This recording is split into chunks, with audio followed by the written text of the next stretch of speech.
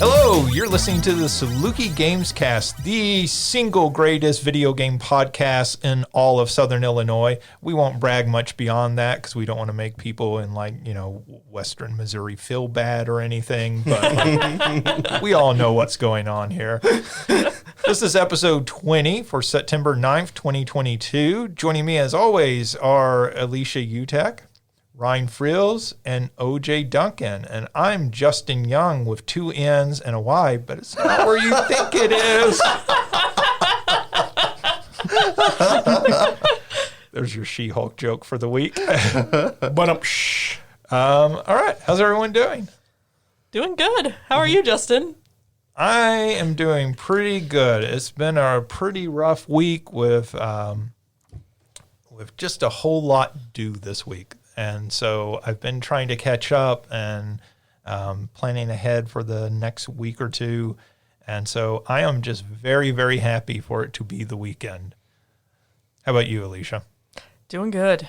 I'm exhausted, but very happy for the weekend, like you said. I'm ready to just go home and just be a potato instead of a human for a little bit. All right, Alicia, you got to check in, though. Have you watched the first 2 episodes of Rings of Power? I have night class Monday, Tuesday, Thursday. Wednesday I do trivia with the cohort. Friday I have other events. So I literally have not had 12 hours at home to sit and watch anything. It's only 2 hours. You don't need 12. I do though, because then I go home and I gotta work. Justin, can you convince the faculty and everyone to just put everything for me on hold while I watch this show? Sure. Who do you have this semester? I have Johnny and CGP and one of the theater faculty. And then Rebecca is my boss. Okay. Well, I would think that Johnny or CGP, one of them could be convinced. Johnny or Craig, one of them would go along with, we're just going to watch Lord of the Rings this week in class. There is something, performance-wise to be gained from that. Totally. So, Ryan, how are you doing? I'm doing good. I've been watching some movies for my dissertation, a particular chapter in my dissertation where I talk a little bit about Disney movies. I also watched... Which movies? Beauty and the Beast and The Little Mermaid. There's a chapter where I talk about those in relation to Steven Universe. So Okay, so like positive, negative, or impartial? It's a critique. It's kind of complex. There's things I say nice. There's things I say that could be done better. Okay.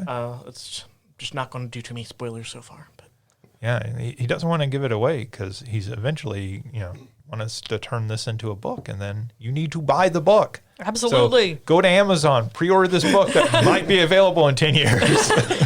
But if you pay now, then you get a signed copy, right? I might get one of my friends to sign my name on it for me, but that's even better. I'll just sign picture of me in it. Don't do drugs or something. Don't do drugs. Read my dissertation. Okay, I loved how OJ's eyes looked when I said that. All right, well. And I also watched a movie called The Seventh Seal by Ingmar Bergman, and that movie hits really different after going through COVID. So that's a great movie. It is. It's an amazing film. It's a film about...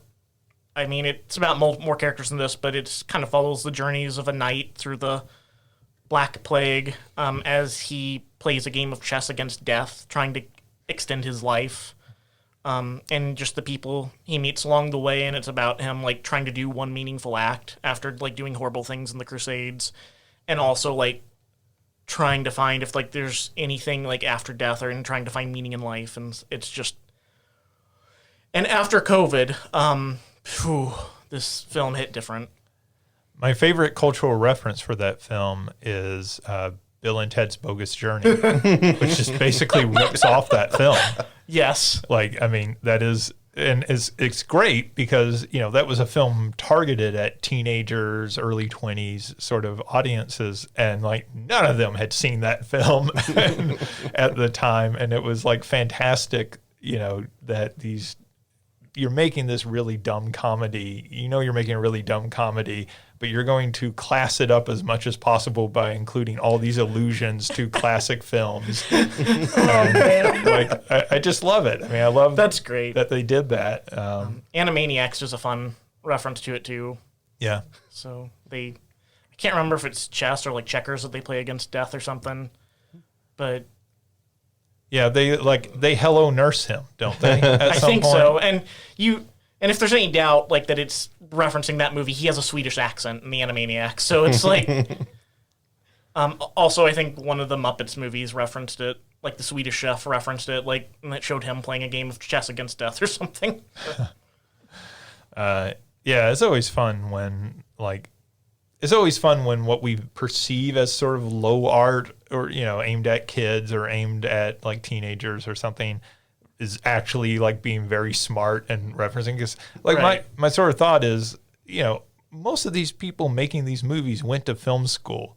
So they got that education of watching all these classic films. And so, of course, they're going to want to slip in these little references when they can. It's Right. Yeah. It's like one of those things where you're trying to explain, like, why are there all these highbrow literary references in, like, dumb sitcoms? And you're like, because all these people were English majors in college.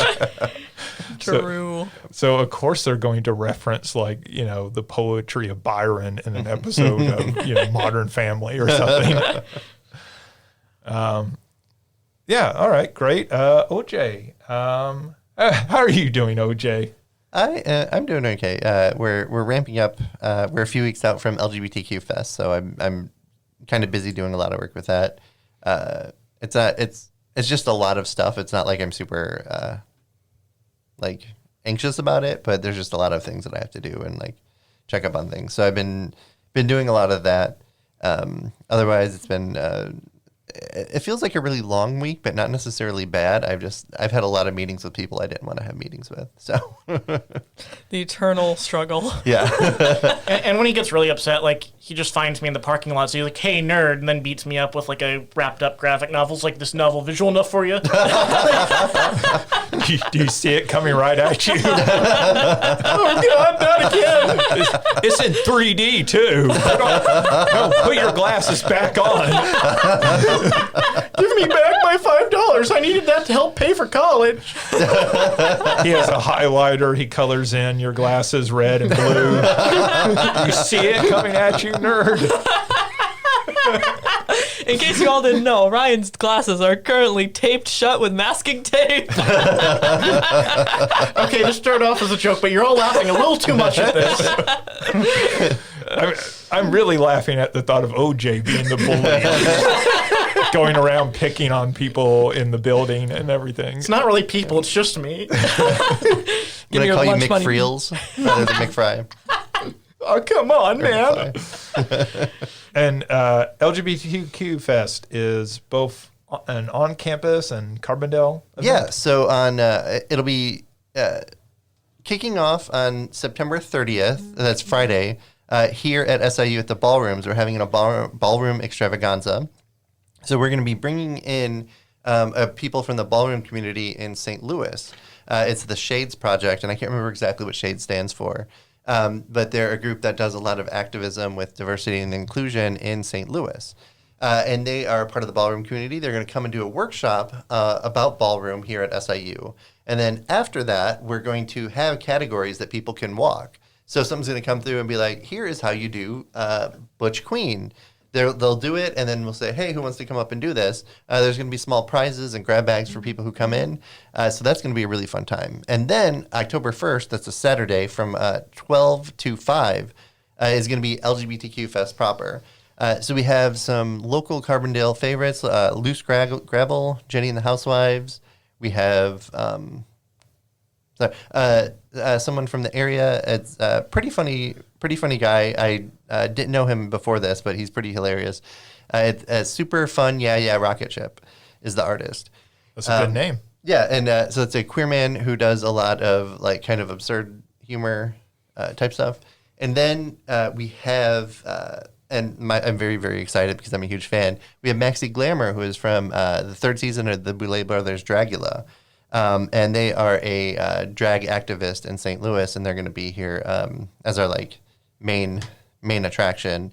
And we have a local Black trans woman who is Rain Fox, and she's going to be emceeing for this event. We'll have a kids area. We're hoping we're like 95% sure we're going to have monkeypox vaccines there, which I think is going to be pretty awesome to get out. And just a bunch of local vendors and food trucks. It's going to be a really, really fun time. Sounds great. And I mean, I know this is a lot of work that goes into this, something that kind of gets worked on all year, planning and everything for it in advance. So, if you're in the area, come out and join in. And, if you can't come to all the events, at least come to one or two of the events if you can. So let's talk about video games. So let's start off. We're in our new format. We're still tweaking and playing around with it, but we'll see how this works out and everything. We liked how it went last week, so we're going to start with what you're playing. And just to mix it up, Ryan, why don't you go first? What have you been playing? So I haven't played too much this week. I did start Steins Gate Elite. And I haven't actually even gotten to the video game part of it yet because it's been so much of just the animation. I haven't actually gotten to make a choice yet, which is I feel a little weird about. I'm not super far into it, but I think I'm like about an hour in. So it's been an hour-long like intro movie? I click through like text and stuff. Okay. But there's not really any action I've had beyond that. And granted, I think I had some like pauses and stuff. I had to like get up and do something, but. And I was moving through it slowly because I was trying to like kind of observe some of the animation and stuff.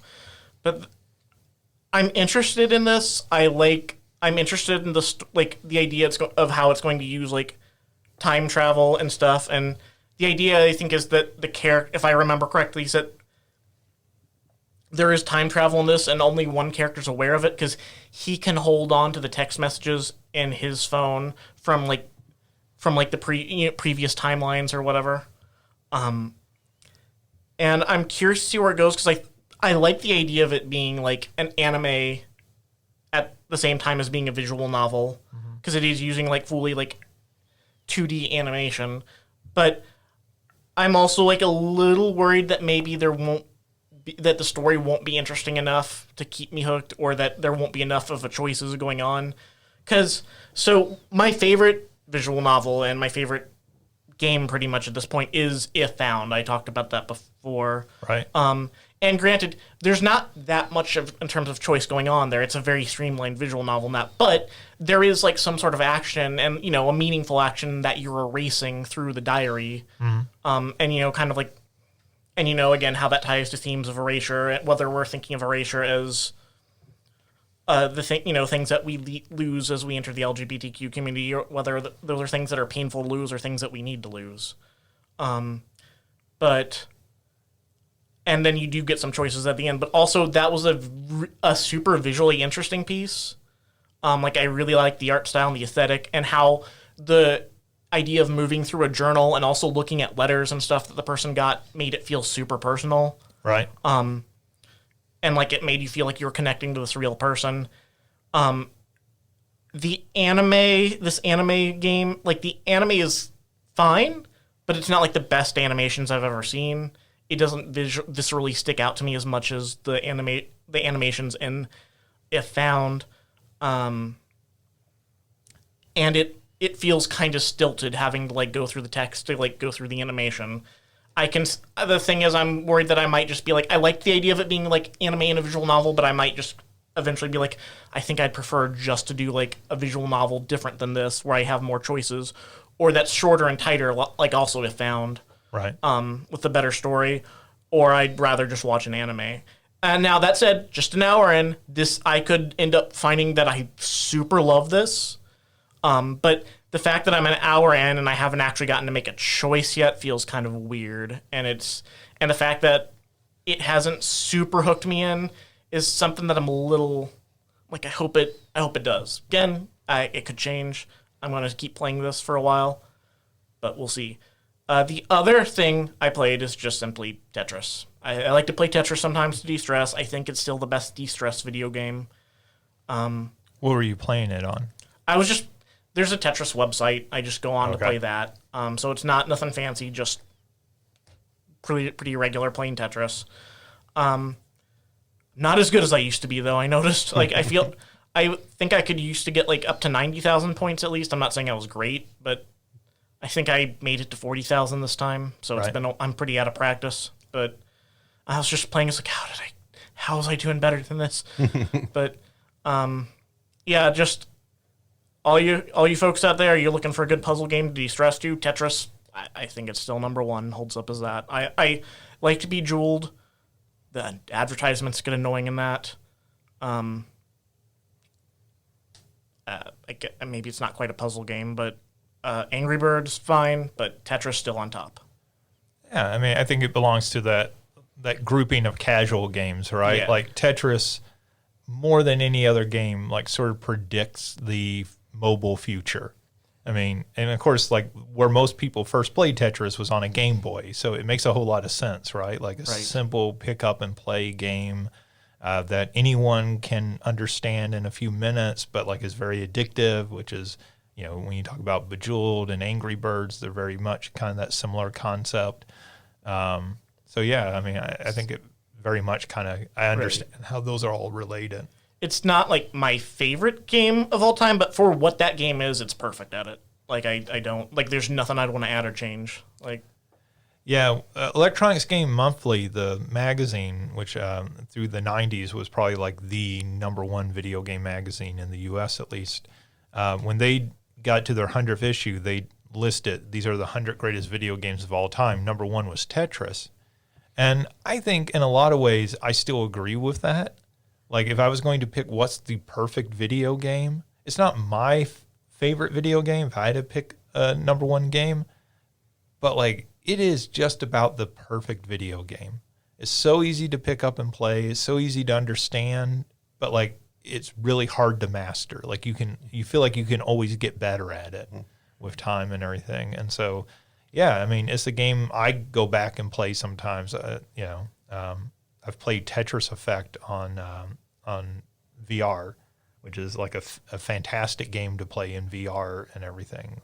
And it's very chill in the way that you're talking about. It's a good game to relax to. And yeah, Tetris is a classic for a reason. Yeah. All right, that everything? Yep. OJ, how about you? What have you been playing? So I've been pretty busy this week, so I haven't had a lot of time to just sit down and play a game. But I've been doing a lot more Pokemon Go. Again, I talked about this a little last week. There's a Psychic Spectacular going on right now. And I always love a derpy Pokemon, and Slowpoke is just fantastic. I wish Psyduck was around, but I haven't really seen a Psyduck, because Psyduck's my favorite derpy Pokemon. I just really like how Psyduck says his name. Yeah. And so I've been playing a lot with that as I'm walking between different places on campus and having a good time with that. Also, so I bought Vampire Survivors, but I hadn't been able to play it yet. But then I got an advertisement on my phone for a game that was something else Survivors. I can't remember specifically what it is. But it was, let's see, Lonely Survivor was the first one. And then I was like, you know what, I'll try that. I downloaded it. And then I kept on getting more ads for other ones. So I have 3 or 4 Survivor-type games here that I've been playing. And my favorite is Survivor.io, although a lot of them are very similar. There's a template out there somewhere that people are using. And but it's pretty fun. There's ads, so it's a little... you don't have to do the ads for anything. It's not like ads between levels. But the ads give some pretty good stuff, like extra coins, gems, etc., like that. And you can get armor. I spent 99 cents to buy a little pack because it gave a good piece of armor that had something awesome. And I really enjoy this type of game. I didn't know if I would or not, but I'm really enjoying it playing on my phone a little bit. So I'm really looking forward to getting to a fuller game like Vampire Survivors, or the one that you talked about last week that I can't remember. Bone Razor Minions. Bone Razor Minions, yeah. I'm really looking forward to it. I always have trouble remembering the exact title. Yeah. I love the idea of that, and especially now that I know I like playing this type of game, I'm going to check that one out pretty soon because I really, really like that game. The only thing I don't like is that the choices that you get for upgrades seem to be pretty random. So sometimes you get all the good stuff that you want, and then sometimes you just get a bunch of stuff you don't want, and you're going to die really quickly. I wish there was that I guess it's part of the appeal of it, and a part of what's going to make you not just like go all the way to the end immediately. But I wish there was a little bit of a better way if I could like pick something that was my favorite that would always pop up or something like that, just to make it a little bit easier. Yeah, so they're very much in the rogue tradition of like multiple run based games. Like you're supposed to play and die and play and die over and over again. Yeah. I would say that both Bone Razor Minions and Vampire Survivor offer some ways to lessen the randomality of them. So I think they do address it within the gameplay, but like that's still always going to be a part because that's the very sort of like nature of the genre, right? But they offer some ways to control the randomness and a little better than when you start out. That's good to know because I haven't seen anything like that in these games so far. Like it may be there at some point, but the most I've seen is a lot of them. You'll start with a specific skill with certain armor, right? But it's always just one specific type of skill, like the regular attack skill. It's not anything else. Yeah, I mean, I think that's theoretically part of the appeal of the game. Yeah. Like this is the perfect run I'm on this time, but like, it's also part of the frustration of the genre. So, because I've gone through like 6 or 7 runs in a row where I didn't get anything. Like obviously you want to do AE stuff, right? And I would keep on getting stuff, and none of it was AE. It was all like single target stuff, and then there's no way to proceed with that. Right. Is that it? Yep. All right, Alicia. So, I kind of had taken a break from Kirby and the Forgotten Land previously. I had been playing it co-op with my ex, and then when we broke up, it made me sad. But I finally came back to it, and I finally beat it over the 3-day weekend. I still have to beat post-game, but I've beaten the main storyline. And now I get why you wanted to complain when you first beat it. Yeah. Has it been out long enough? Do we need to give a spoiler warning? Spoiler warning. Yeah. I haven't played it, and I don't care about a spoiler. It's not a game I'm like, oh my god, I gotta know the story. So okay. I think spoiler warnings are useful, but like I think it's fine. The game's been out 6 months or so. I think it's fine to... I'm not going to cry. To talk. Are you sure? I wouldn't want to make you cry. I mean, just give me OJ the one who wants to make you cry. OJ wants to make you cry.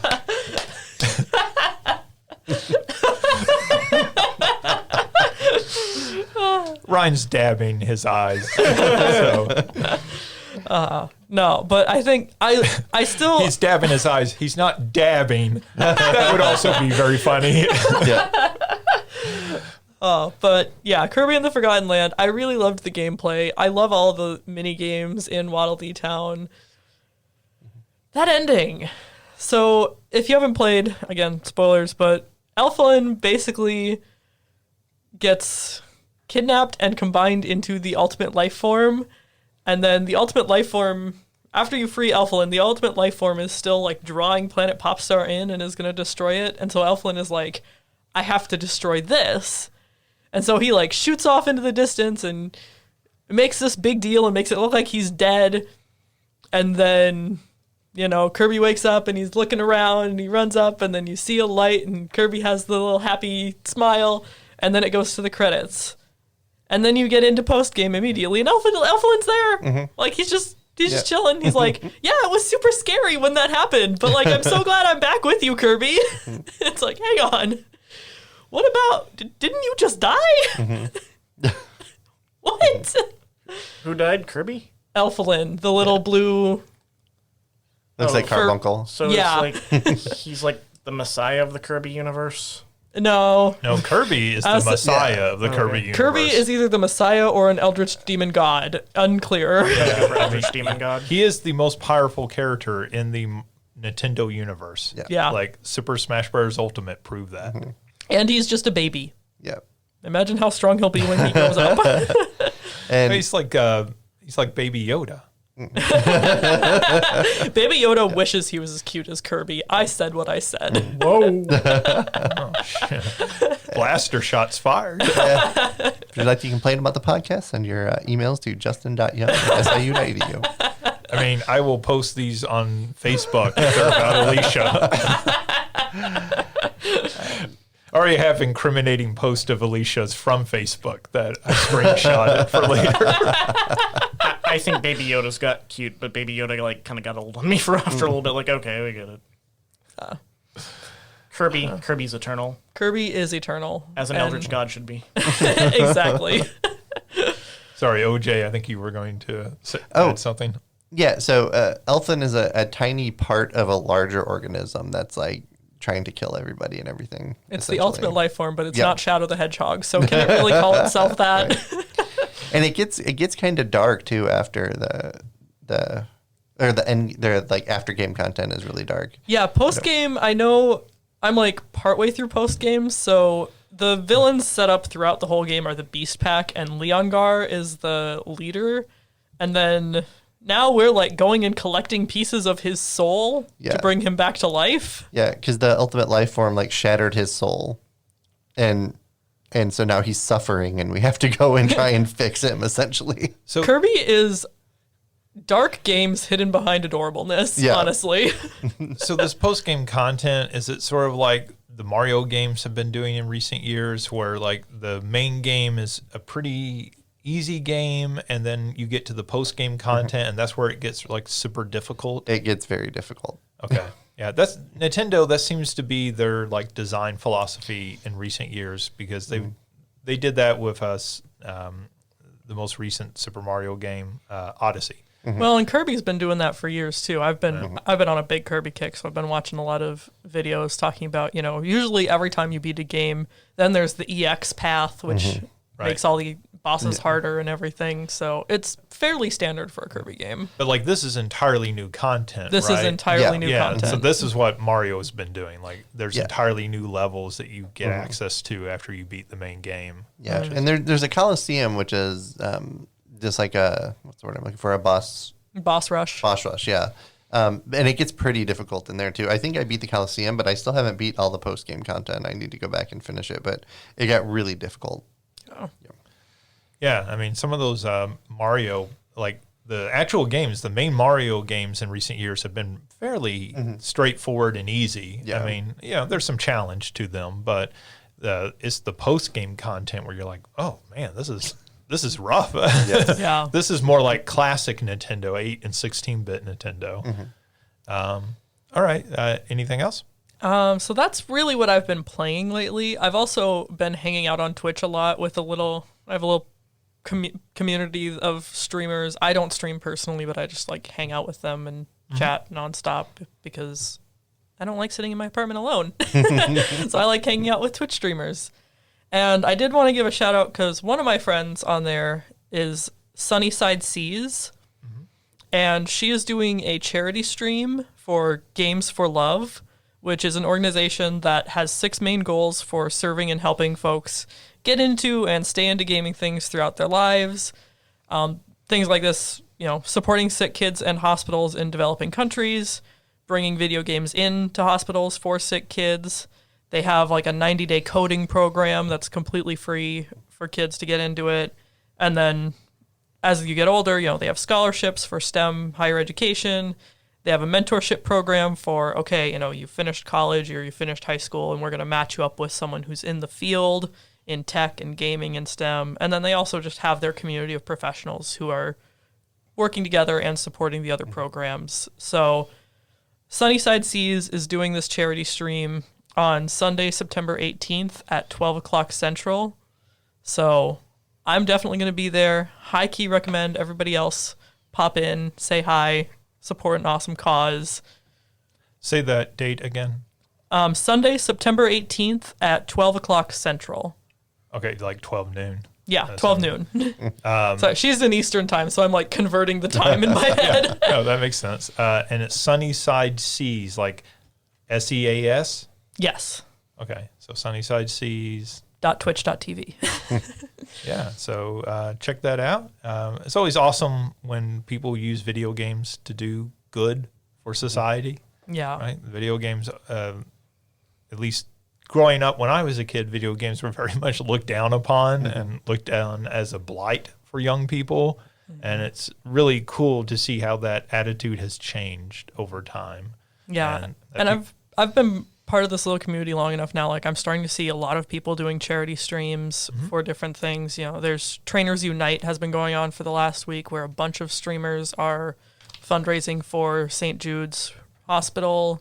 Another one of my favorite streamers recently did something for, I cannot remember the name of it, but it was raising money for like coral reefs and environmental cleanup and things like that. So it's just so cool seeing people take this thing that we all love and is so fun and also using it to do good in various things around the world. I love that. No, I absolutely agree. That's an awesome use of like a hobby, right? To do actual good with it. All right, is that it? That's it from me. All right. Well, let's see. Like I said, I've had a pretty busy week, so I haven't played a whole lot. I played some more Arcade Paradise. It's such a fantastic game. Such a stupid, fantastic game. Just a dumb premise of you're running this laundromat and, buying arcade games and sticking them in the back, without your dad noticing that you're doing this. You're running this secret, it's basically you're running a speakeasy out of the back of this laundromat, but with arcade games. So there's something pretty cool about that. And it's just a fun game, and the different little mini games that they bring in, they don't all land super well. Some of them I don't think are particularly great as mini games, but when they do, they're just really a lot of fun. And there's been some actual good thought put into the design of these. It's not just we copied this classic game. It is, in a lot of instances, we copied this classic game, but we put a twist on it. And so it's something slightly different than what you might expect when you first go into it. So I've been playing more of that. I'm not near the end, I don't think. So I'm impressed with that too, that it's a game that, I think you'll get some hours out of. So that's been fun. The only thing new that I've played is a game called Tinykin. So it's Tiny, K-I-N, Tinykin. This is sort of the classic little person in the big world, and the big world is your bedroom. So it is basically you as a little small guy running around exploring rooms in a house, and you're collecting items, right? So it's basically a collectathon. It's basically your an N64 game. You're trying to collect all these little items. But it's that mixed with Pikmin. So you have these little characters that you collect as you go through the level, and they're differently colored and they do different things. So some of them you can throw and they're basically bombs, and some of them you can stack up and they become a ladder. Very much like Pikmin, if you like that game. And then there's bugs in the world, and those are the enemies, and you have to kill some of them to get items. All of that's fine. All of that's good. It's well done. This is a very small kind of indie game. It's not a huge team. But what really makes it fun is that you're exploring, you're exploring our everyday life, but you're exploring it from a small perspective. And so they've really smartly designed the levels. So there's little nooks and crannies everywhere you go through the room. And so there's a great sense of discovery that you're can I go in there? There's a book that's laying against something.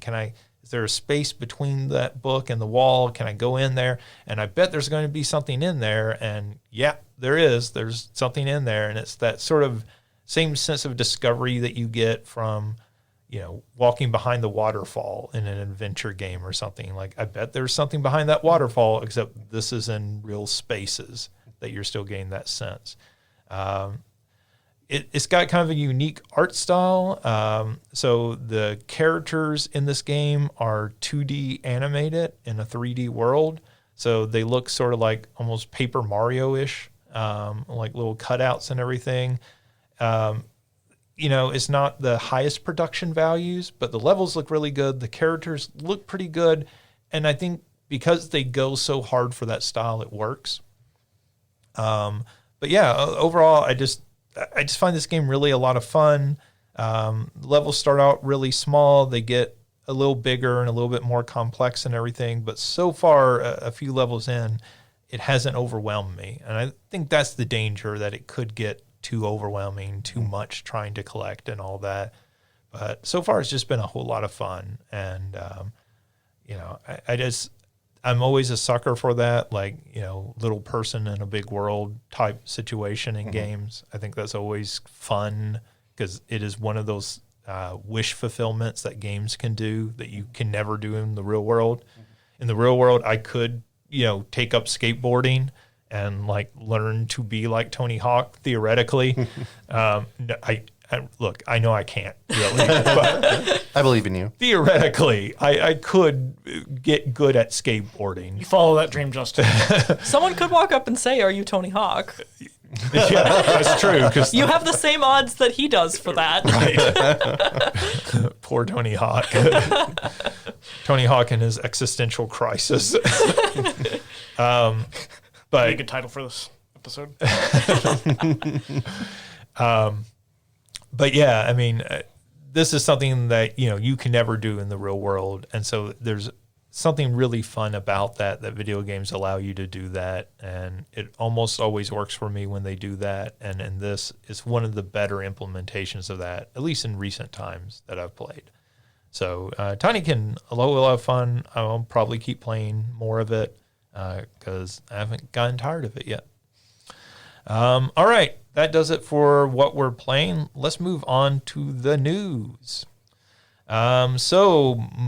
Hangar 13, the developer of the Mafia games, has announced that they have a new Mafia game in development. So the last one was Mafia 3, and then they did definitive editions of Mafia 1 and 2, which were sort of not full remakes, but I think some up-resing of graphics and everything, some modernization of those. So they are now working on an entirely new Mafia game. Have any of you ever played any of the Mafia games? I have not. Yeah, me either. Nope. I've heard good things, but I just haven't played. Yeah, I liked Mafia 3. I thought that was pretty fun. It's a flawed game. They're basically in the style of Grand Theft Auto games. Mafia 3 particularly was set in New Orleans, and it was kind of set... they're always historical, set in the past games and everything. So, I just thought it was kind of a fun entry into that. So I'm interested to see what they'll do. It feels like one of those franchises that keeps getting better, and you feel like one of these days they're really going to hit it out of the park. Like the next one could be the one that's like actually a fantastic, great game.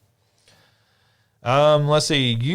Ukrainian-based company Frogwares, they're the makers behind Sherlock Holmes: The Awakened, is kickstarting with a goal, depending on how much you donate, where they will write your message on a shell that is going to be used against the Russian invasion.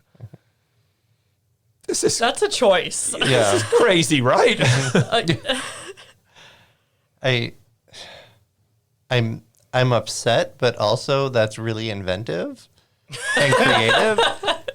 And I think they'll get a lot of money for that. I think people really want that to happen. So that's it's really inventive. As a capitalist, it's not a bad idea. Yeah. Yeah, it sounds like I read that and I'm like, this sounds like an article from The Onion. Yeah. Like, Yeah. Or Hard Drive, which is the video game equivalent of that. yeah. Really, those things just sound like news anymore. But Yeah, I mean, I think it's the weird mixing, right? It's the capitalism mixed with the very real world, geopolitical situation going on that makes it feel icky. Like in one degree, you want to support them because it's rough times right now for any business based out of the Ukraine. But like, this just feels like there's something icky about it. Yeah. So let's see. League of Legends series Arcane, that is on Netflix. They won the Emmy for Outstanding Animated Program. First streaming series to ever do this, but I would guess also the first video game series to ever do this. I do not believe Captain N, the Game Master, ever won an Emmy. An oversight, honestly. Yeah. I mean, you talk about crimes against humanity. Well, excuse me, Justin. Was that Captain Man? That was Legend of Zelda. Legend of Zelda Okay, But I was thinking that they- was on Captain Man. They did crossover. So. Okay. Excuse You weren't wrong exactly. me, princess. No, Captain N's the one where Mega Man sounds like he's a 65-year-old man who's been smoking his entire life. Stop smoking. And Alucard is a skateboarding teen. What's his name? Beaumont. Simon Belmont. Belmont. Like he from Castlevania. Like he's like a really big himbo in it. Right. And that's a great. That's an insane show. To go back and watch it, like now, you're just like, why? How in the world did they ever make this show? I think I did watch some episodes of it out of morbid curiosity, and it was, that could actually theoretically, like Nintendo wanted to do that. That could be something really cool if you got like a good showrunner behind it. And some good I'd say writers. But I would watch a reboot. like if you got like Rebecca Sugar from Steven Universe to do that, I'd be all over that. So years ago, GamePro magazine had a comic that ran every month in the magazine, and I forget what the actual title of it was. It was probably something like The Game Pro. But like the basic premise of that was it was sort of Quantum Leap, but with video games. That And sounds awesome. Each month he would leap into a different video game, and he would have to like help, beat the level or get through it or something. And so like, as I remember it, there were like some tips in it, like, oh, well, we can go down here and there's a secret area and everything. So it was like kind of tips, but it was also just like this running narrative between, and going through all these different video games. And I've always thought that would be a really cool premise for an animated series. That is so fascinating because the longest piece of literature in the world is a Super Smash Bros. Brawl fan fiction that does something very similar, where wow. the main character and he's like partners with Lucario in like a buddy cop kind of vibe, and like they get transported into, I think they start off in Earthbound and then they go to all the different worlds from Super Smash Brothers. Yeah, I mean, it's not a it's not a unique concept, I guess. Like I said, the comics ripping it off very much from Quantum Leap, which was a very popular show at the time. I have to believe that's where they got the concept from. But it'd be but it's interesting. still really cool to see the connection between like we had this video game Right. comic doing it, and then we have the longest piece of literature in the world, which is based off of a video game. Well, also I wonder doing it. I wonder if they got it from that. They might comic. have. Also, does it end as depressing as Quantum Leap? Yeah. The fanfic is unfinished. Okay. So Captain N. I can't say if the comic does. Captain N also ended as depressing. He never made it back to the real world after. Yeah. Well, Quantum Leap is Quantum Leap is a depressing ending. yeah. I think part of so they're doing a new version of Quantum Leap. Did you know this? Oh, I I did. Yeah. This fall on NBC, they just released a trailer for it. And at one point, it was rumored that it would tie into the original series and would, in some way, give a better ending to the original series. Of course, Dean Stockwell has passed away, played Al on that show, but Scott Bakula is still very much with us. So it'd be interesting to see if they brought him back and did some little, even if it's just one episode or a couple episodes to sort of tie up that show in a way that, might make fans happier. Yeah. Because, like, if he never made it home, then essentially he's going to go through every single human who has ever existed and will ever exist if he keeps on jumping between people, unless he, like, dies and disperses into the ether or something. But everyone has problems. So then he's going to start returning to people. And that's, like, billions and billions of people. That's just got to be a rough life. Eventually he's just going to want to sit and be like, I can't. He's like, I'm done. I'm out. And especially if he doesn't have Al helping him with anything, like they're not going to keep someone on staff for millions of years as he's going through billions and billions and billions of people. Yeah, I don't know if if he would age in doing that, right? Like the show didn't last long enough to have to address that. Yeah. Like, was he still aging as he went from person to person? Would he eventually just die of old age and no longer leap? You know, Or would he die and leap, and then people would just be sitting there dead until he like leaped out of them again, and then they would wake up? So many questions. oh, that's pretty dark. Yeah. This is the moment where I turn to fan fiction for answers. Well, I know that final episode of the show, and we're completely off topic, but like, it's about quantum leap, so like it's completely worth it. Yeah. True. That final episode, I know some people interpreted that final episode as the point being that he died. That, you know, so spoilers for a show that went off the air 35 years ago. Damn it! But in the final episode, he leaps in.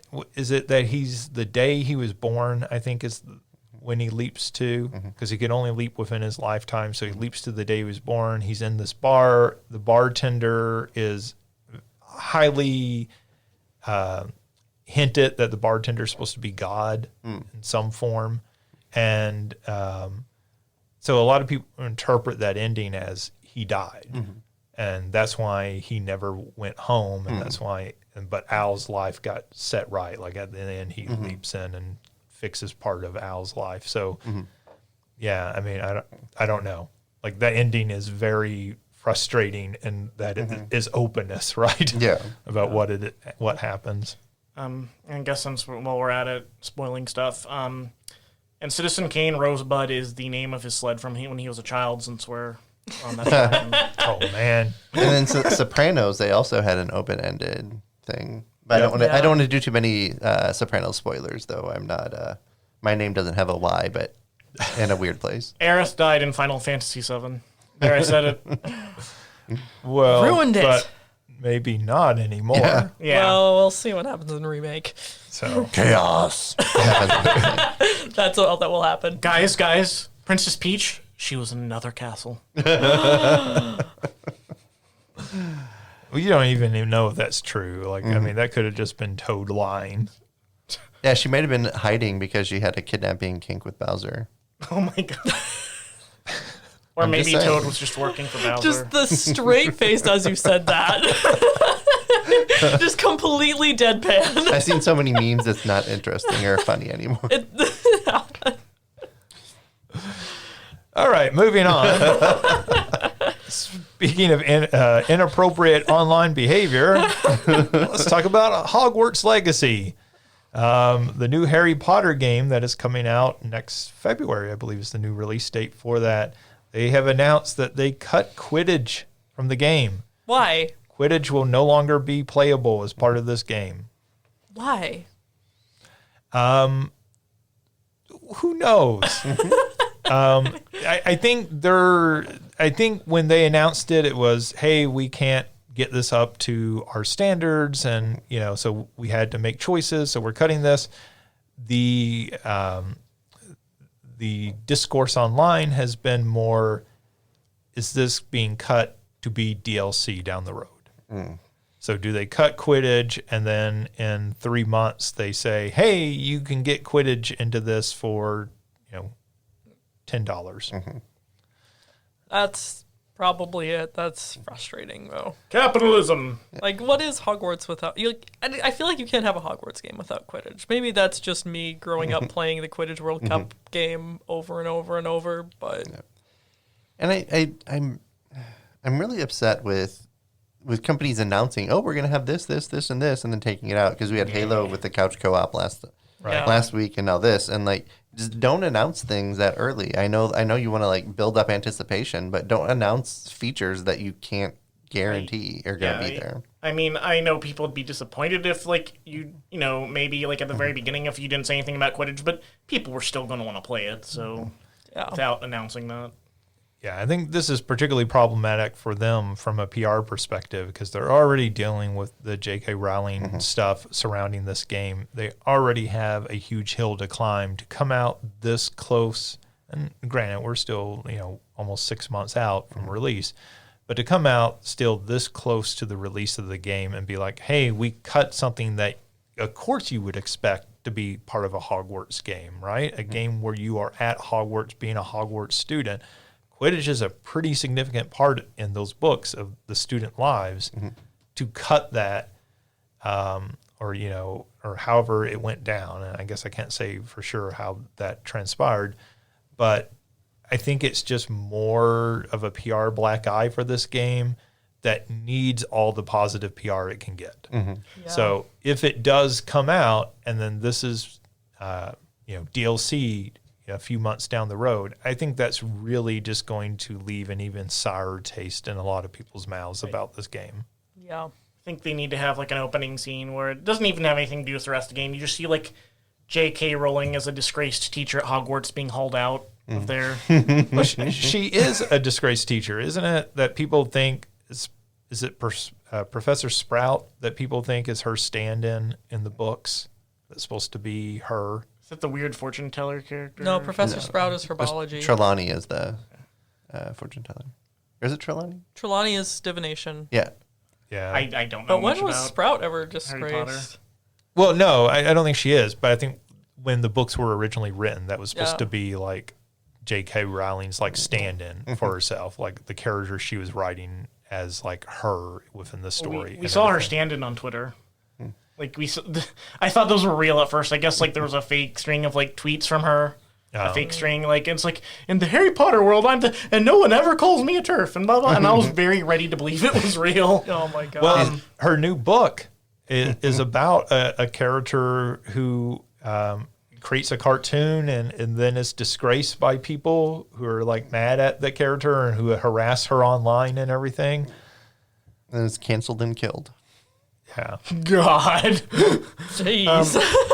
Okay, I can't help but imagine like J.K. Rowling like in her big backyard playing Quidditch by herself, like just walking around awkwardly with a broom trying to kick balls into baskets. And Well, Alicia, I think you brought this up last episode that the people who have formed a Quidditch league have changed the name now so that they're not associated. Yeah, the live-action Quidditch stuff is no longer known as Quidditch, and I don't know what it's known as. I've never really gotten into that scene, but that might be a legal issue too about the worries that she might come back and sue them, or the publisher might come back and sue them. yeah.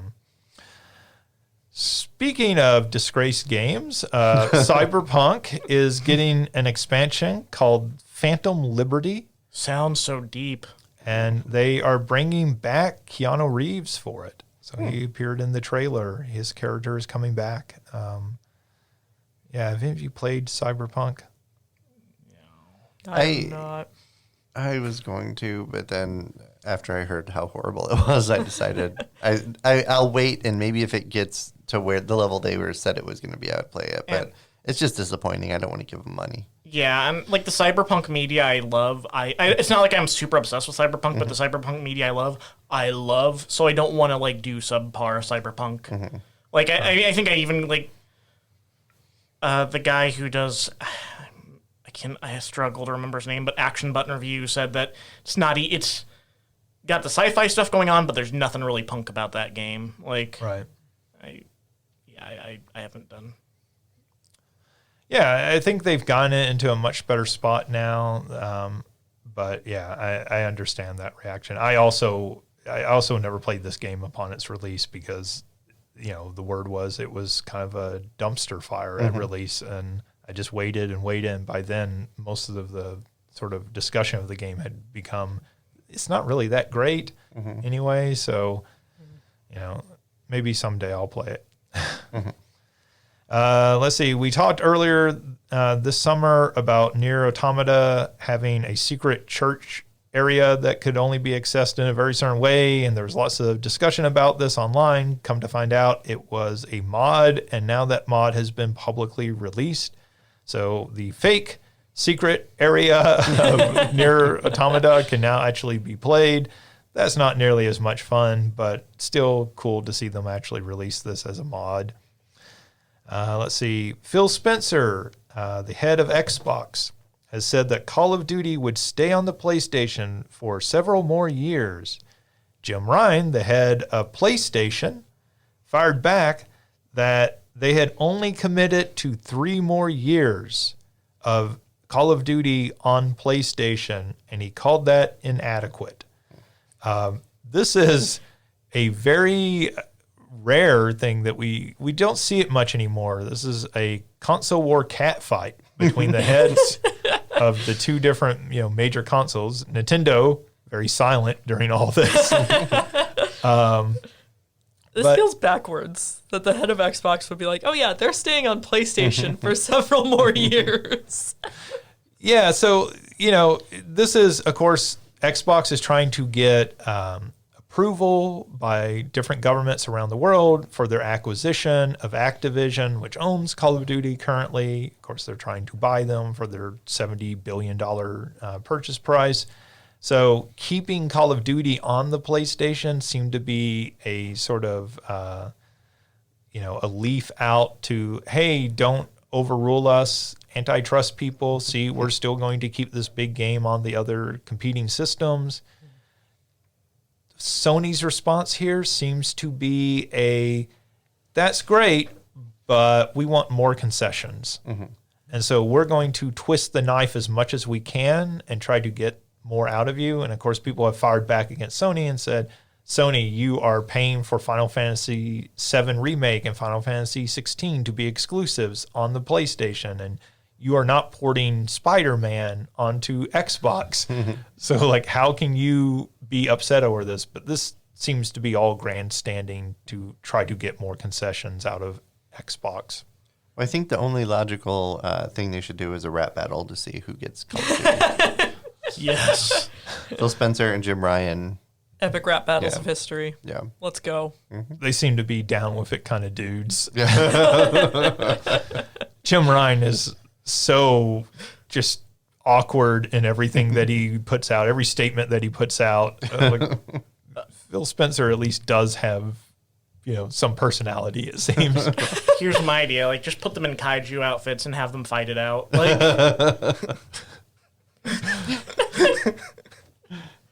Yeah, a giant cardboard city, and them in kaiju suits fighting. They can be like the King Kong and Godzilla suits from the original Japanese King Kong versus Godzilla. Oh man. Or they could play Rampage and see who wins. It's also acceptable. Yeah. I too would be. Although again, I support the idea of them getting in the suits and. They could do a real life Rampage. Yes. So they have to break buildings as they're climbing up them. Actually, you know what? That needs to become a new sport. I'd watch that sport. Well, they tried to make Frogger into a game show, so why not turn Rampage into a game show? They already turned Rampage into a movie that had nothing to do with Rampage. It was a really bad movie. I forgot that existed until you just said that. My favorite part is at one point they're in somebody's office and they just have a Rampage arcade cabinet in their office. And I'm like, okay, we just don't even care about suspension of disbelief at this point. Oh, man. That was such a bad movie. Fun fact, since we're at SIU, the video game Rampage was developed by somebody who graduated from SIU. Woohoo, represent. Mm-hmm. Oh, wow, that's cool. Yeah, that was a midway game out of Chicago. Yep. So that's not too surprising. Nice. Cool. Do you know the name? I knew it at one point. It's escaping my brain. Give me a minute and I will. All right. While you look that up, let's talk about other Call of Duty news. Rumor is that Call of Duty coming out in 2024. There will be no new Call of Duty next year. There is Call of Duty Modern Warfare 2 coming out this fall. Next year, they've already announced no new Call of Duty. Oh, no. The rumor is in 2024, it will be about the Iraq War. That's a choice. That is a choice. I don't know if we can say anything more about it. That's a choice. I'm not saying you can't talk about recent histories or games and stuff. I just don't know if Call of Duty is the right game to be doing this with. I mean, I think there's still. I think that said, I think there's a bigger dialogue on how you use video games to talk about real life war in general. Sure. And I think we could have a bigger conversation about if Call of Duty has done that well.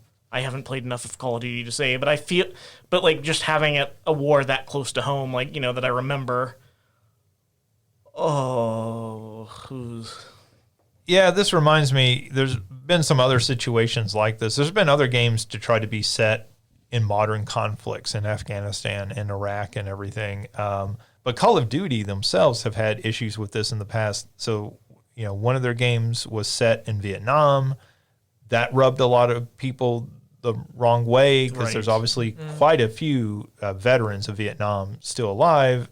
Vietnam, a very unpopular war, a war that I think as time has gone on, people look more and more on as certainly a mistake, right? Whereas with World War II, there seems to be enough distance and everything. But then again, they're also the company that made a World War II game set in Japan and then released that game in Japan. Oh, God. So I didn't know about that. people were playing a game where you are running around shooting their ancestors, their grandparents, and, just a very awkward situation. So Call of Duty is certainly not above this sort of awkwardness. OJ, did you find that name? Yeah, so it was Brian Collin who developed Rampage. And so at Saluki Con a few years ago, I think it might have been the first one, we had where for a few hours you could play Rampage on a giant projector in one of the lecture halls in Lawson. So like a huge gigantic screen, and then you could play it on there. It was really awesome. Cool. Maybe one day we could get him on the show and ask him about his feelings about the movie. And Like I can already probably predict those. then he'll get mad, and then he'll beat me up in the parking lot. Well, OJ will hold you. Yeah. While he hits you. Yes. It's like, consider this my new sequel to Rampage. Ryan Page. Not in the face, not in the face. Let's see. Xbox has announced an ID at Xbox. That is their sort of name for independent developers and everything. They're going to do a showcase next Wednesday. So next Wednesday, they're going to have a showcase showing off some of their new independent developer games coming out for Xbox. Presumably games that would be coming out within the next year, this fall and next spring is probably what they're going to be showcasing as part of that. Considering they don't have anything first party really coming out, certainly this fall, I think this is probably pretty smart of them. So we'll probably have some news about that on the next show. Let's see, Nintendo Direct, which has been rumored for quite a while. There was talk that it might get delayed due to the death of Queen Elizabeth. I'm not entirely sure why the death of Queen Elizabeth. Yeah. Unless it was supposed to be like while her like procession is happening or something, Right. or her funeral, because that would draw attention away from it. But other than that, I can't think of any reason why it would be. Yeah, that makes sense. But otherwise, it just feels like a strange choice. They don't want to bring back memories of the golden Wii that they gave to her. Oh, that's what's going on. They're sending all like Nintendo workers from like around the world to like search for it, to retrieve it. Yeah, so like they have done this before. I'm trying to think what the event was. Was it January 6th that people delayed a show? There was some event that occurred. Oh, it was the shooting in Texas. That's what it was. That I believe Nintendo and PlayStation, maybe it was, were both supposed to have shows going on, and then that event occurred, and they both delayed them. Which was smart. That was a smart and appropriate decision at the time. So yeah, I can see that. I think that makes sense. That maybe they were worried about the scheduling and when the funeral would be, and you don't want to try to counter program with that, both out of respect, but also out of everybody would just completely overlook your event potentially. And so, this is for publicity. You want people tuning in and paying attention to what you're saying and doing. That rumor has now been said to be incorrect, that their event is still coming next week sometime. I would guess not on Wednesday, the same day as Xbox. So, I would guess probably Monday or Tuesday, maybe we might be getting a Nintendo Direct. So that's pretty exciting.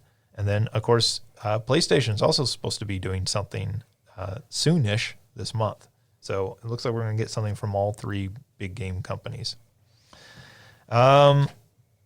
Also, not when it comes to not being appropriate, multiverses. The character Velma from Scooby-Doo. You know Velma. Velma. Everybody loves Velma. Well, she had a special move in the game where she would call the cops on the character. So like she is collecting clues as you control her and play her, and when you collect all the clues, you can unleash this special move, and the police show up and take the opponent character away. A lot of people found that maybe inappropriate. Wonder why. So I haven't played it, but I looked up a video, and it kind of looks like you get beat up a little bit in the back seat, and then it drives you off a cliff. Oh my God. That was a choice. Yeah. How did this go that far? This feels like something's one person brought up unwittingly, and then a bunch of people just stared at them like, Jim, you're fired, Jim. Yeah. Back up now, Jim. So this was in the game. I mean, this was actually in the game. And somebody pointed this out that, one of the characters in the game now is LeBron James, a black man, a real life black man, right? Like now his character is cartoony in the game. It looks like the rest of the characters, but you have a white woman calling the police on a black man. The police show up and drive him off a cliff. There's some really bad optics to that. And not as bad because I feel like just because they're a fictional character, but also like Garnet, like who is like black or at least coded as black, who's voiced by Estelle, R&B artist Estelle, like, and also like who is a queer character. This is seriously, what the hell? So, I mean, this is the sort of mistake I can kind of understand. I understand like Velma calling the cops, like after she has solved a crime, this doesn't, maybe you don't connect the dots until people actually start playing the game, and then you start seeing the visuals, exactly what we're talking about, right?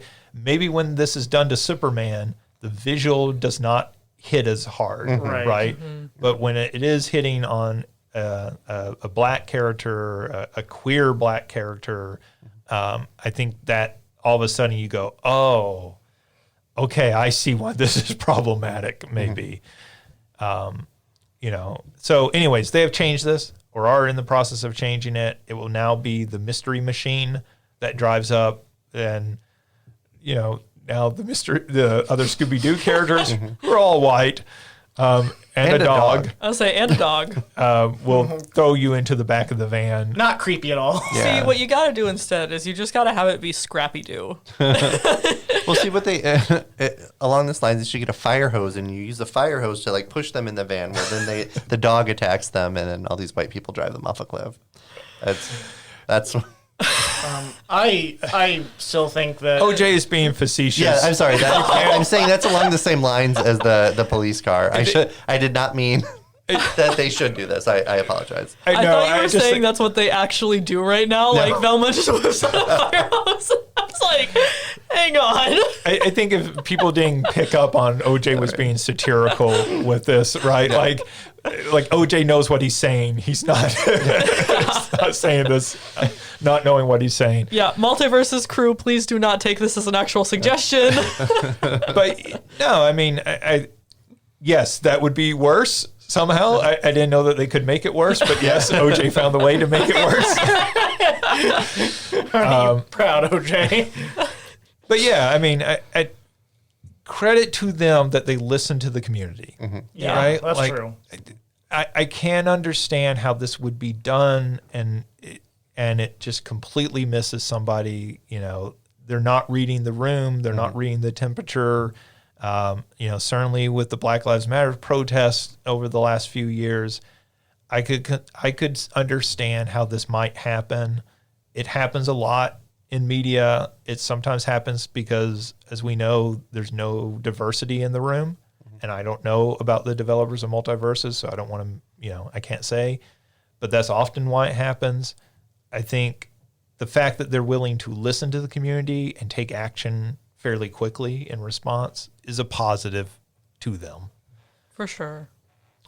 So they deserve credit for that. But yes, very bad visuals. It was a mistake. It's good that they're acknowledging it was a mistake and doing something to make it better for the future. Yeah, that's true. And not just like, oh, we'll fix this in 5 years. Yeah. I do think it might be better if like well, I mean, not better, but rather than pushing them inside the van and driving them off the cliff, the van could come and hit them and knock them off the cliff or something. Yeah. Like that. I mean, not that that's a good visual, but I think that might be better visual. It wouldn't And they like, might have do the that.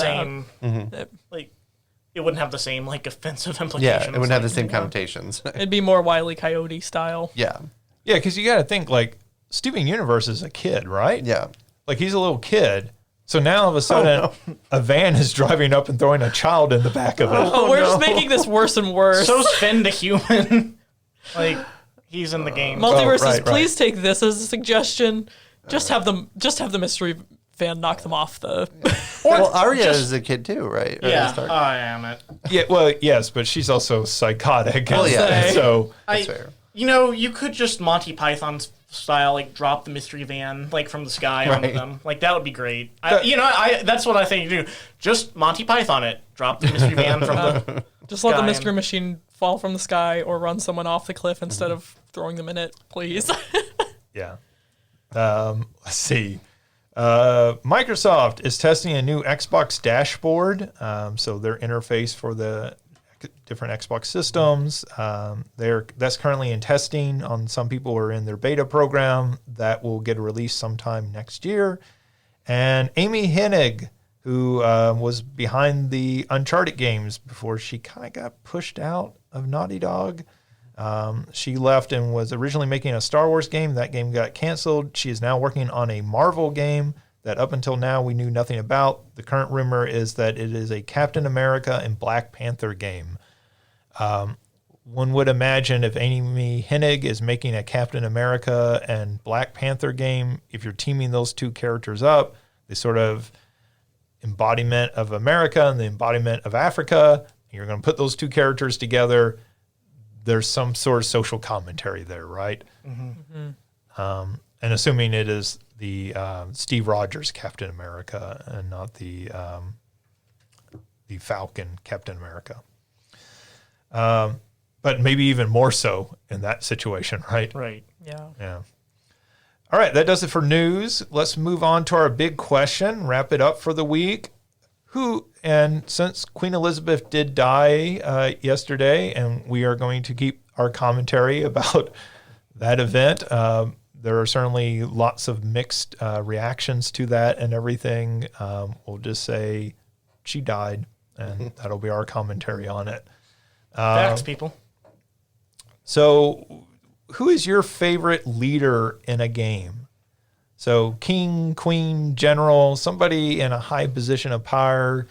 Who's been one of your favorites over the years in games that you've played? And Alicia, you went last time, so let's let you go first. So I do have to give a shout out to King DDD based on my whole Kirby kick right now, especially just getting to see him grow from straight up villain to, again, I just beat Forgotten Land, and there's a moment where one of the Waddle Dees trips and falls, and DDD's the only one who notices, so he runs and grabs him and throws him back to Kirby and stays behind to fight the Beast Pack. He's kind of like an anti-hero at this point, right? He's really, I don't know if I would call him an anti-hero, but he's really just more selfish than anything, I would say. Yeah. But honestly, my favorite leader in a game, I'm going to have to go with Rufus Shinra from Final Fantasy VII. I think we really get to see... That was an unexpected answer. I adore Rufus Shinra to bits and pieces. He's such a little brat, and I love him. But I think one of the really great things with him is, like, not only do we get to see, he starts off very entirely selfishly motivated, where he's like, yeah, I'm just gonna hunt down Sephiroth, because why not? And then as the weapons start attacking Midgar and the rest of Gaia, you get to see him really step into his role as, like, oh crap, I'm not just the president of the Shinra company, like, I am the president of this entire society of Midgar and a lot of places around it. And so he really steps into that role of he starts taking it seriously to defend the place, and then especially as you get into more compilation materials, you get to see when you read the On the Way to a Smile novella that follows up and covers the gap between Final Fantasy VII and Advent Children, which is the movie that's 2 years later. Mm-hmm. You see like all of the stuff for building the new town, that all came from him. He really has gotten to grow a lot, I think. And I also just love, so many times in any media, somebody's got to be the chosen one, and like even Final Fantasy VII, you have Cloud has soldier level physicality. Mm-hmm. Rufus Shinra is 100% human. Mm-hmm. He's chasing down Sephiroth because he's like, screw you. My father is finally dead. I'm finally in charge. You're not taking this away from me. And I just really appreciate, I feel like so often now we have to have like, oh, there's a deep, sad reason behind it. Or, oh, they're motivated because they want to be the hero. He doesn't want to be the hero. He just wants to be the leader. And I really appreciate that about him. It makes him a very refreshing character. And honestly, just one of my favorite characters in media. That is a more deep and thoughtful answer than I expected. And it kind of makes me feel really shallow about my answer now. Yeah. Okay, you've got to remember, I do fandom studies. I am into fandoms at all times. I've written more fan fiction than I should probably admit. No, I mean, it's actually a great answer, and I mean, it's very insightful. And like, I didn't even know there was a novel set between the game and Advent Children. I knew Advent Children, but like, I didn't know there was a novel. Of course, there is. There's actually two, and the other one deals with his younger half brother, and so you get to see more of him there. And then the prequel game deals with the Turks, and you get to see all of his motivation there. Right. Rufus has been developed so well over the compilation, and I love it. Yeah, I feel like that's something I completely missed out on and not engaging with all of that. But yeah, that's cool. That's neat to hear and everything, and a fantastic answer. And now on to the rest of ours, like really bad answers. No, still great answers. And Ryan. I like Bowser. Okay, I have a couple answers here actually. So one, because there are more, you actually see more of them as a leader, and one, because they're technically a leader or something, you don't actually see much of it though. That I think they're the more interesting character though. The first one is, I'm actually going to go with Rosalina from Super Mario Galaxy, and the reason is there was just so much interesting world building with her. I feel weird calling her one of my favorite because I don't even remember the name of the creatures she was leading. Does anybody remember what they were called? No, I can picture them. I know what you're talking about. Yeah, but I remember like, going like on her what felt like her big UFO castle thing in the sky, and just kind of exploring around that, and her being just like this cool new character. But also I remember like going into like this room at times where she was like doing a story time where she was reading like a story reading stories about like how they recruited her as a child and how, searching around for, I think it was her parents. So like the backstory behind how she became a part of them.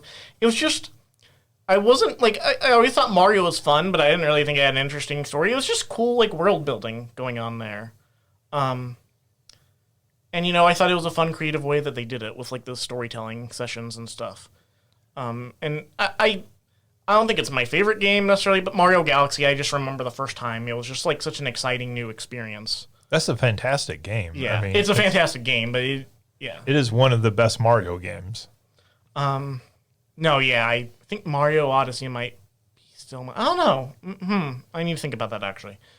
The other character is Mizuki from AI, the Somnium Files games, and the reason I say I kind of like I'd probably say she's the more interesting characters. She's technically the leader of Limnus Gate, which is like an entertainment studio, because after her dad dies in the first game, she inherits it. Mm-hmm. And in the second game, she like inherits it as a child and is in charge as a child in the second game, when she is like starting her career as like within the police force in this game, which is a corrupt force. But anyway, she's just a badass that she's she's very empathetic. Like she cares about the people she's investigating and learning from, but she's also like a badass and like super strong and beats up bad guys pretty easily, except times where they make her awkwardly weak all of a sudden, I guess for the sake of the I don't know. But and then she also like investigates people's dreams, like and like tries to figure out like solve the clues and figure out what's going on in their dreams to get answers that they're not giving her directly. So she's just kind of this really cool badass character. The only thing is, you know, she is technically a leader. It's not really that much of a part of the game. But I just think that said, her story is interesting in terms of her trying to figure out about her birth and her relation to her parents and how she got so ridiculously strong. And I'm not going to say too much because I don't want to give away the mystery. But like the story that goes along with her is really interesting. And Alicia would. She'd spoil the ending. Yeah, I'll spoil the ending. I technically spoiled so much about the game last time, but I don't want to say too much because there's still some interesting stuff to go into. But yeah, so technically, I guess Mizuki, just because she is technically in charge of something, even if it has little to do with the game itself. Mm-hmm. And, you know, she's a take charge kind of character. And, you know, an actual answer, I guess, for this would be Rosalina. I was thinking about it. There's not many characters that are leaders that I'm that interested in video games for whatever reason. So, yeah, I mean, I think generally storytelling-wise, right, like the underdog, the rogue is usually the more interesting character. Right. So I think it's always interesting when a leader character does take on some amount of interest. Yeah. Because I think it is harder to make them relatable, right, to the audience. So, OJ. So, I have two answers. One is my favorite leader to play in a game is Peach, because I'm Peach in any game where I can play Peach.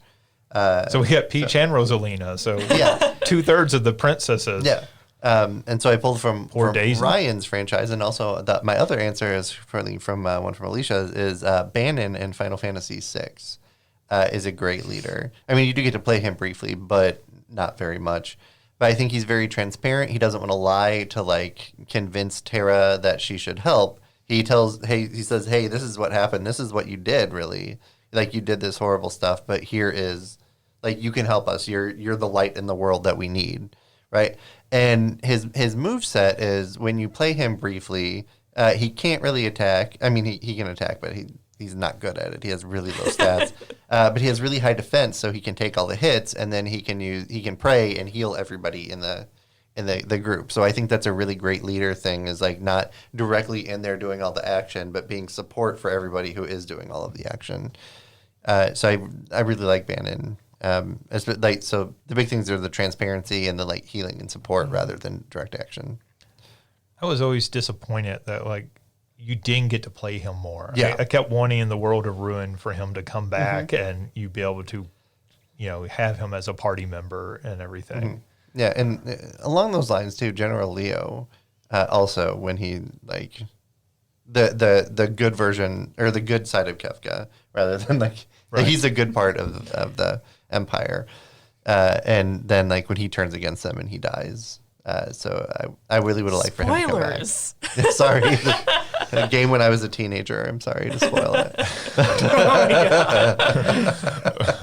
Well, I guess he put you in your place. They blow up Jaws at the end of Jaws. King Kong falls off the Empire State Building.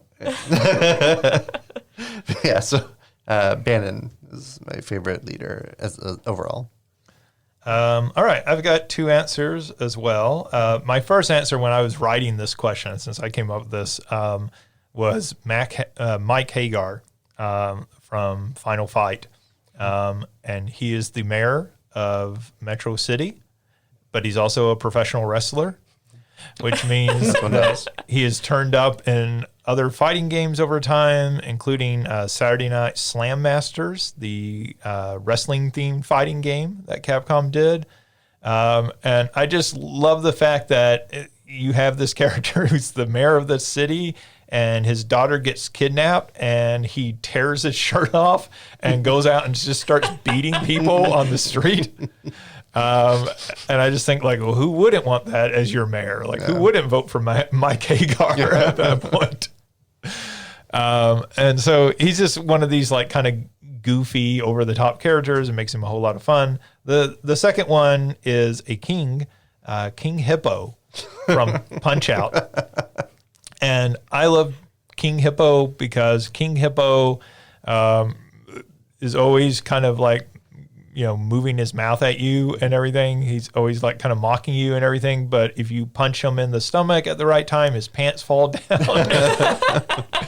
And so like the original Punch Out particularly, but even the sequels are actually really problematic games to go back and play. Like huge stereotypes in those games. And I suppose King Hippo is also a stereotype of an overweight character, but like he's played for such comic relief and everything, and like that's not really, I don't feel like made fun of in the same way as it is in some games. So like he's more of a beloved character, I feel like, at this point. And so many of those other characters, including, is Punch Out. Mm-hmm. Mike Tyson's name was in the title. He is the most problematic of characters in that game. Mm-hmm. So much that they re-released it without him in the game anymore. So, King Hippo is one of those characters that carries on, and you can still put King Hippo in a game, and he's just fun. Mm-hmm. And a villain with some great attitude. All right, that does it for this week. As always, I want to thank Alicia, Ryan, and OJ for joining me. If you have questions, you can send those, as OJ pointed out earlier, to justin.young@siu.edu. These do not just have to be complaints about Alicia. We love complaints about Alicia. We will certainly take those. What I do on my weekends is read those. They can be bullying comments towards Ryan that you want OJ to read on the next podcast. So you can vicariously bully Ryan in the way that OJ does and hear it in OJ's intimidating tone. My life now. They can be whatever that you want to send us. Just send those at that email address. You can always reach us at salukigames.com, and you can find this podcast. Well, if you've already found it, you probably know how to find it. But if you're looking for additional episodes, you can find those on podcast distributors, wherever you look, Apple, Google, Spotify. We're on all those platforms. So thank you again for tuning in and listening, and we'll be back next week with another episode.